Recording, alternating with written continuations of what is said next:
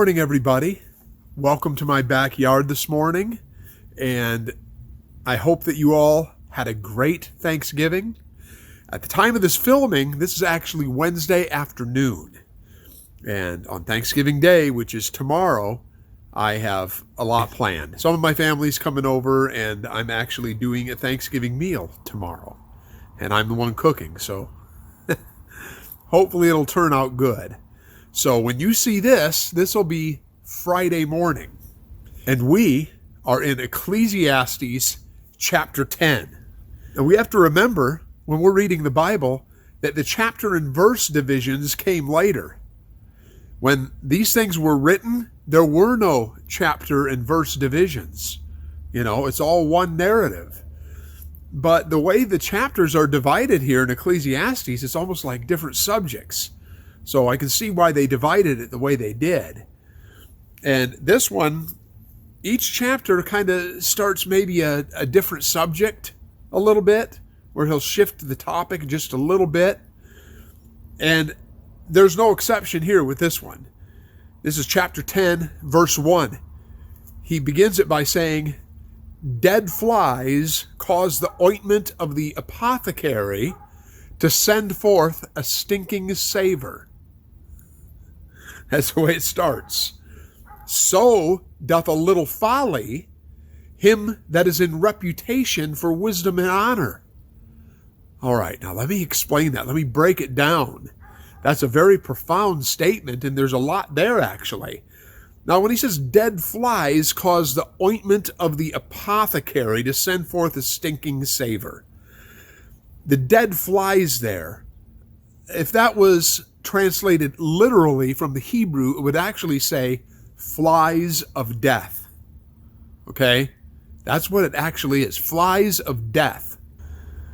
So I don't believe that Solomon actually meant dead flies that are dead. Because once they're dead, they dry up, they don't stink really. What this is, these are flies that feed on dead things. Now, it says the ointment of the apothecary. That was ointment that can be used for different things. It might be fragrant, like lotion or something like that, or it could be even like fat, like cooking fat and things like that. So that's what it is. It's the fat of an animal is what this ointment was made out of. And the flies, of course, they make it stink because they lay eggs there, of course, in things that are dead. If this is animal fat, the flies would putrefy it by laying eggs there, which would eventually turn into maggots, of course. All right? So that's what this is talking about. But the point is that it's the flies that cause the ointment to stink. Okay? The flies of death. Then he says, "So does a little folly him that is in reputation for wisdom and honor." Somebody can be wise and be in honor, and they do, it says here, a little folly, do something stupid, and it wrecks the whole thing, doesn't it? It ruins the person's reputation. That's what it says here too. A little folly, him that is in reputation for wisdom and honor.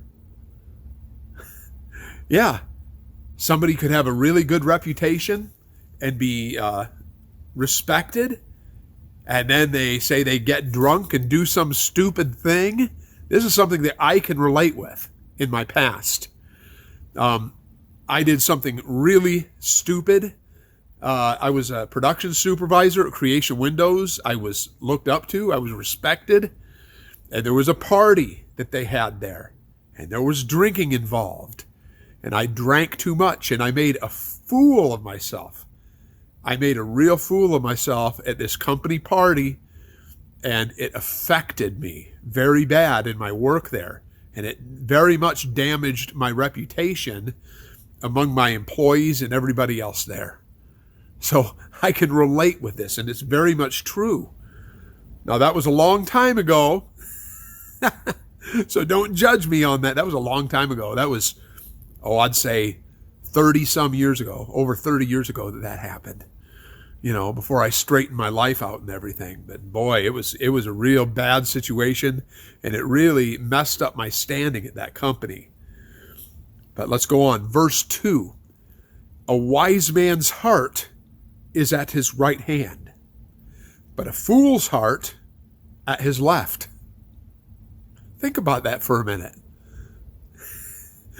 In relation to what we use right and left for in today's society. If you're thinking politically, a wise man's heart is at his right hand, but a fool's heart at his left. Isn't that something? The Amplified Version says it like this: a wise man's heart turns him toward the right, which is the way of blessing. But a fool's heart turns him toward the left, which is the way of condemnation. This is all through Scripture, and this doesn't reflect badly at all on somebody that's left-handed. All of us favor one hand over another, that makes us either right-handed or left-handed.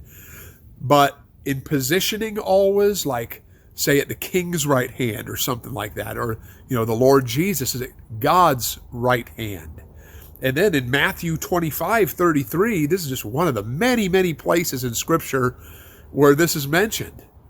In Matthew 25:33, the Lord Jesus said, in speaking about when God judges the earth, it says that he shall set the sheep on his right hand, but the goats on the left. Isn't that something? So there it is again. The sheep on the right and the goats on the left. And that's interesting because politically, if you look at it, the left wing people there aren't many Christians on that side. Not many at all.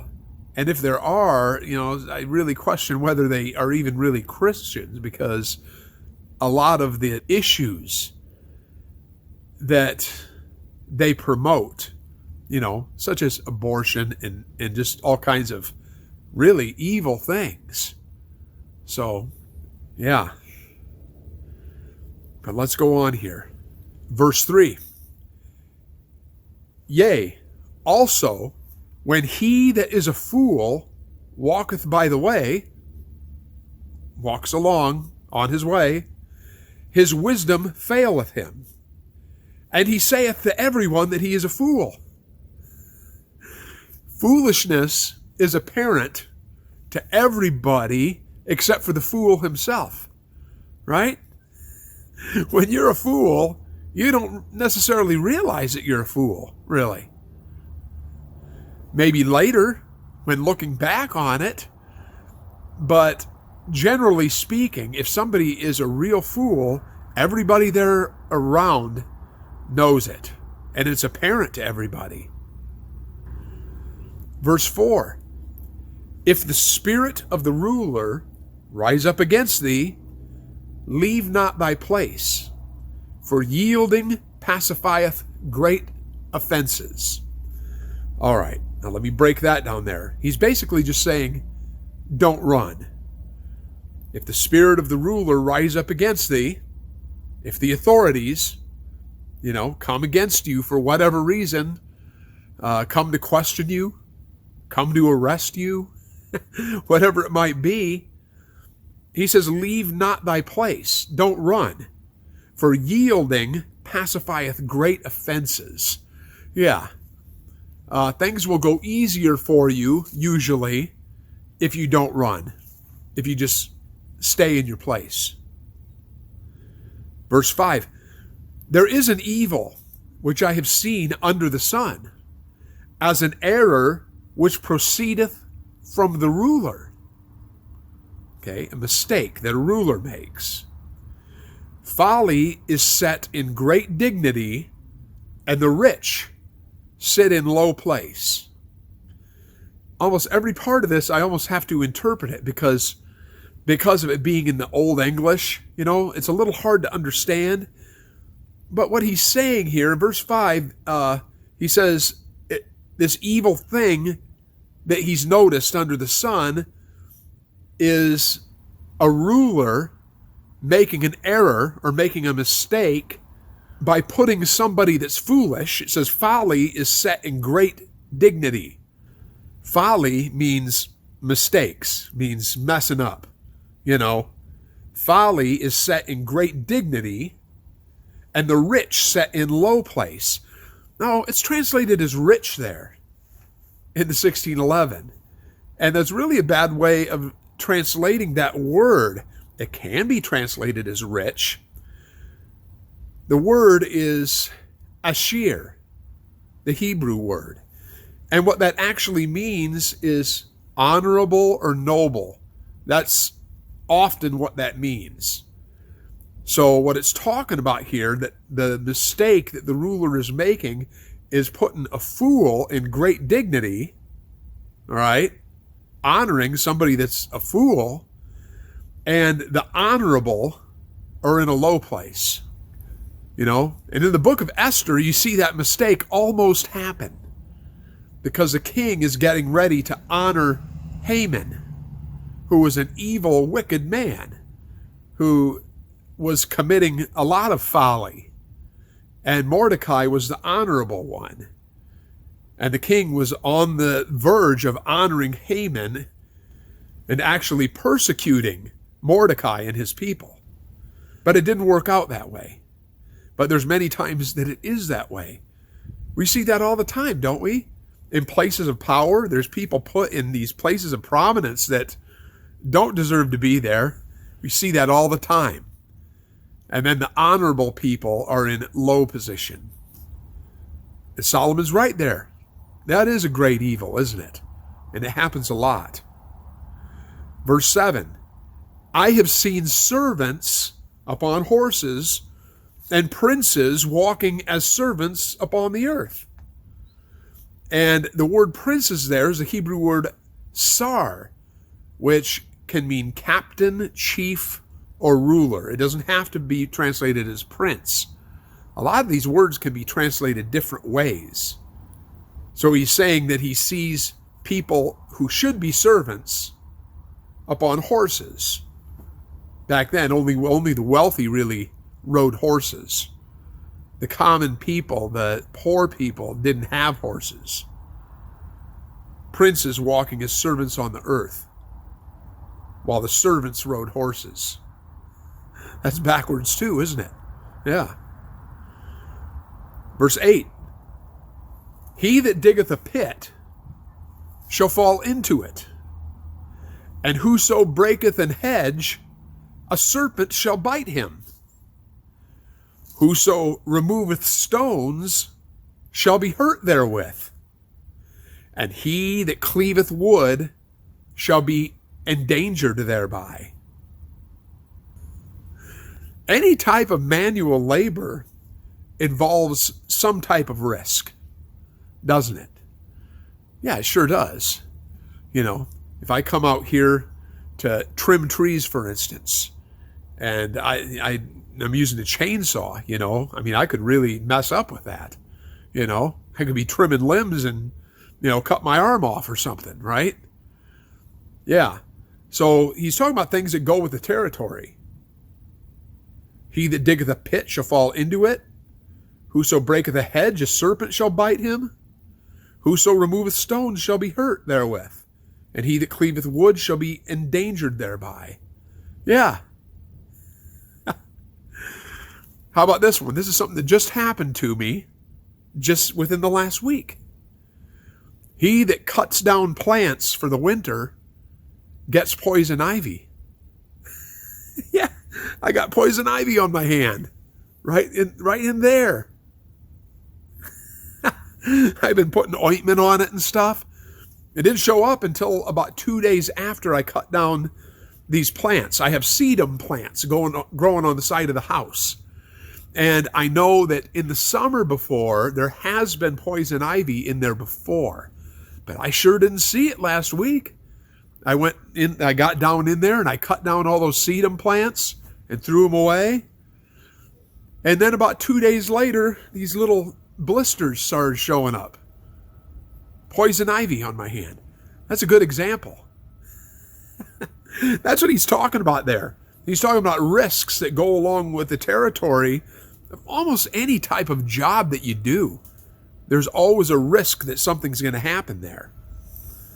Verse 10, if the iron be blunt, iron, he's talking about an axe, okay? If the iron be blunt, and he do not whet the edge, or sharpen the edge, then must he put to more strength, but wisdom is profitable to direct. So what he means by that is if the axe isn't sharp, he must put to more strength. He has to chop harder. He has to work harder if the blade is dull. And then right in there it says, but wisdom is profitable to direct. Yeah, if he's wise, he's not going to go and chop the wood with a dull axe. You know, he's going to sharpen it first. You can say that with a lot of different things. You can say that with a lawnmower. If your blade is dull and you have to keep mowing over the same spot over and over to cut the grass down to where you want it, you know, it's a lot wiser just to sharpen the blade, isn't it? It cuts down your mowing time by a lot. These are all different points of just common sense and wisdom. And this particular chapter here, chapter 10, really reminds me of Proverbs a lot. Well, of course, Solomon wrote Proverbs, so a large part of this book does sound like Proverbs. Verse 11, surely the serpent will bite without enchantment, and a babbler is no better.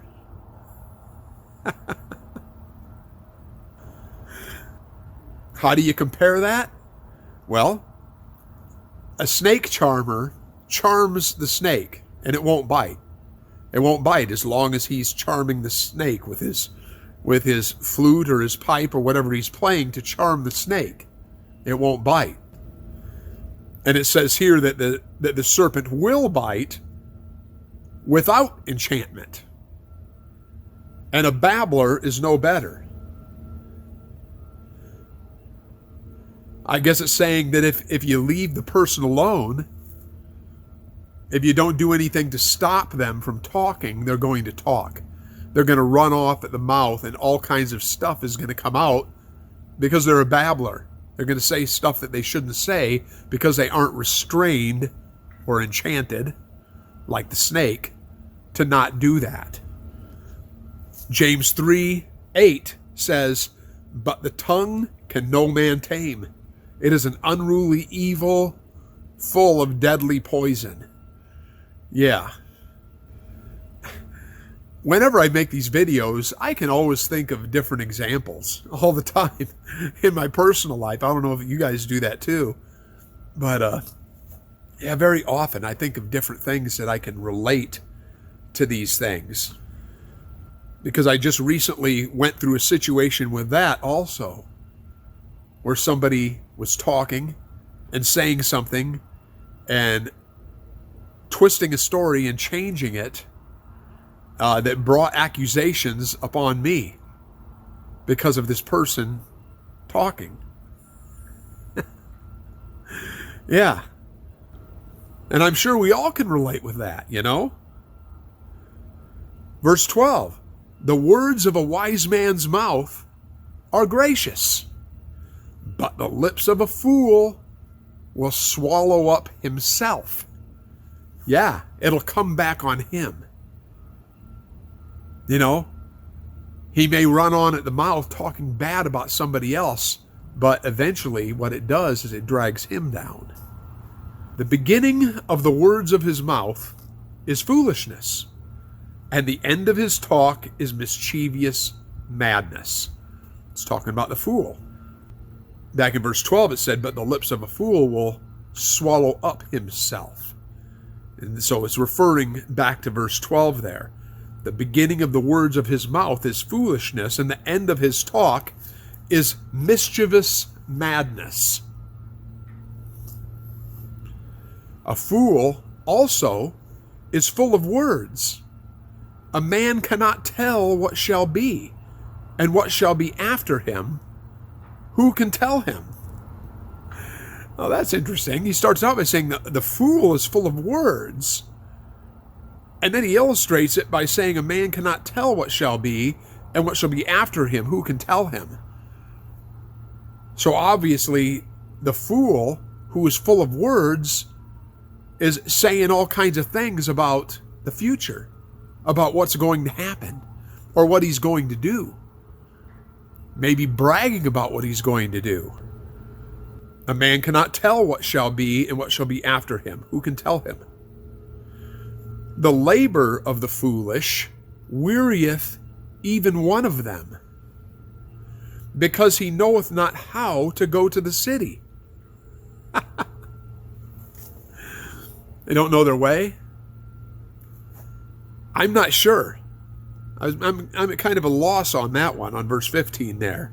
Because he knoweth not how to go to the city. It just sounds to me like he's so foolish that he doesn't know his way. Verse 16.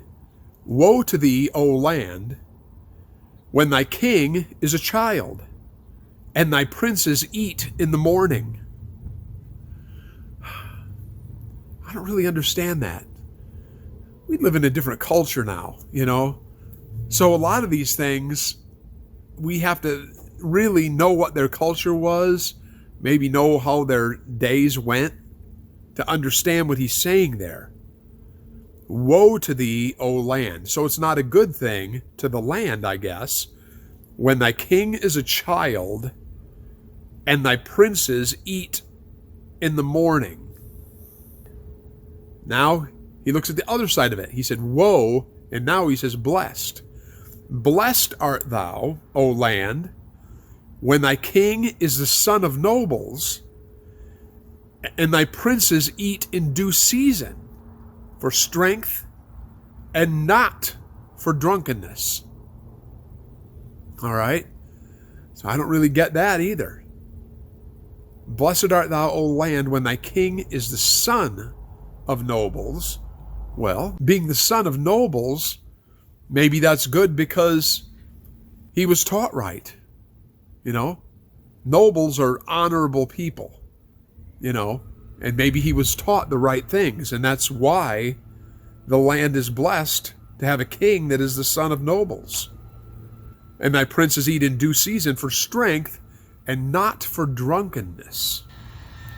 So, whenever I am at a loss like this, and I look at a passage like that, and I'm not sure what it's talking about, because maybe the way that it's worded I have trouble with, that's when I go to the Amplified. So let's look at verse 16 and 17 in the Amplified and see what it says. It says, woe to you, O land, when your king is a child, and when your incompetent officials and princes feast in the morning. They're incompetent. And instead of going out and doing what they need to do, they feast in the morning. Verse 17, blessed, prosperous, and admired are you, O land, when your king is a man of noble birth, and your princes and officials feast at the proper time for strength and not for drunkenness. All right, that makes it a lot easier to understand. And this blessing is to the land, notice. He said, woe to you, O land, in verse 16. And then he said, blessed are you, O land, in verse 17. Yeah. But let's go on. By much slothfulness the building decayeth, and through idleness of the hands the house droppeth through. It collapses. If the house drops through, that means it collapses.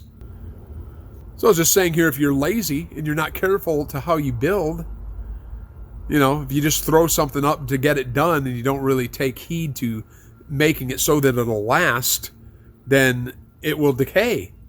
You know, if it's not weatherproofed properly and everything. Through the idleness of hands, the house droppeth through. Verse 19. A feast is made for laughter, and wine maketh merry. but money answereth all things. In the physical. Yeah. Like I've said in every chapter of this book, we have to remember here that he's speaking about this world, about the way it is in the natural. He's not talking about the spiritual here at all. So when he says that, money answereth all things. A feast is made for laughter, and wine maketh merry, but money answereth all things. Yeah, everything here in the world. You can't get much done without money. You have to have money. It really is the answer for everything here in our physical realm, pretty much. But money can't buy you love. Right. Money can't buy understanding. It can't buy peace. It can't buy compassion. It can't buy understanding. All the things that are eternal, the things that we can build on to store up treasures in heaven, none of those things can be bought with money. None of them. They all come through the Spirit, right? Yeah, they do. Verse 20. Curse not the king. No, not in thy thought. Don't even think bad about him. And curse not the rich in thy bedchamber. For a bird of the air shall carry the voice, and that which hath wings shall tell the matter. You know what came from that? The saying, a little bird told me. It's true. It's where that saying came from. If you ask somebody, oh, where'd you hear that? And they say, well, a little bird told me this or that. That's where that came from. Yeah, it came from Ecclesiastes 10, verse 20. Curse not the king, no, not in thy thought, and curse not the rich in thy bedchamber, for a bird of the air shall carry the voice, and that which hath wings shall tell the matter. Let's pray. Heavenly Father, I thank you for this time together with my friends. Lord, I pray that these words would bless your people, that it would just cause a lot of introspection and a lot of contemplation. There's so much to be learned in your word, and I pray that it will be opened up to your people. And I pray if there's anybody listening that does not know you, that these words would draw them in and then want to look into it for themselves. Lord, I give you all the glory in all of this, and I thank you for it. In Jesus' name, amen. All righty. Well, I love y'all, and I will see you later on. I'll be back this week with one of the World Harvest Magazine videos, and then we're going to finish up the book of Ecclesiastes at the beginning of the week. We're going to do chapter 11 and 12, and I'll see you then. I love you all. Bye-bye.